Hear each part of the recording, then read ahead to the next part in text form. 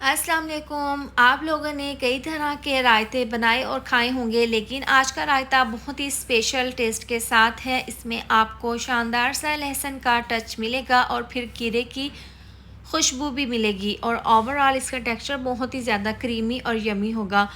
तो चलिए रेसिपी शुरू करते हैं। सबसे पहले हम पैन में डाल देंगे 2 चम्मच ऑयल, इसको अच्छे से गर्म कर लेंगे।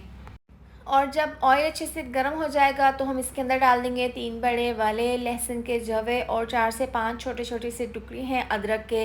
स्लो आंच पर आपने इनको फ्राई कर लेना है, ज़्यादा तेज़ आंच पर फ्राई नहीं करना। अब आधी चम्मच डाल देंगे हम इसके अंदर साबुत ज़ीरा और इस तरह से डालकर चूल्हा बंद कर देंगे, क्योंकि ऑयल काफ़ी गर्म है तो इतना ही हमें कलर चाहिए, ज़्यादा हमने ज़ीरे का कलर डार्क नहीं करना। देखें तमाम चीज़ों को अच्छे से हमने फ्राई कर लिया है। अब इसमें हम डाल देंगे और पैन को अच्छे से साफ़ कर लेंगे। यहाँ पर पुदीने के पत्ते डाल देंगे, सब्ज़ धनिया, 1 अदद सब्ज़ मिर्च डाल देंगे।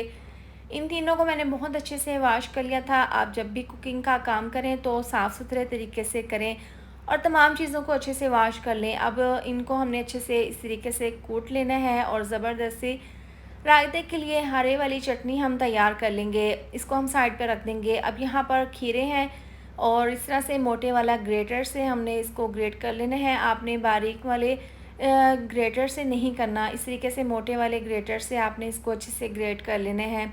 इस तरीके से अब तमाम खीरे को हम अच्छे से यहाँ पर ग्रेट कर लेंगे और इसका पानी इस तरीके से निचोड़ लेंगे।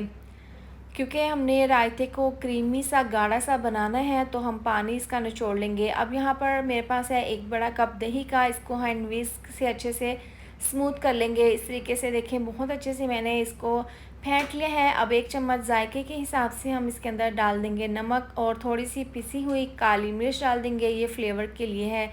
इसके साथ ही ज़बरदस्ती हम ग्रीन चटनी डाल देंगे और साथ ही डाल देंगे कद्दूकश किए हुए खीरे। इसके अंदर से पानी मैंने निकाल लिया था।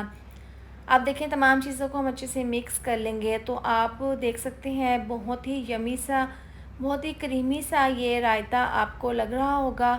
देखने में ये जितना टेस्टी लग रहा है, खाने में तो बहुत ही ज़्यादा फ्लेवरफुल, बहुत ही ज़्यादा टेस्टी ये बनकर तैयार हुआ था। और इस तरीके से बनाकर आपने इसको फ्रिज में ठंडा करके सर्व करना है।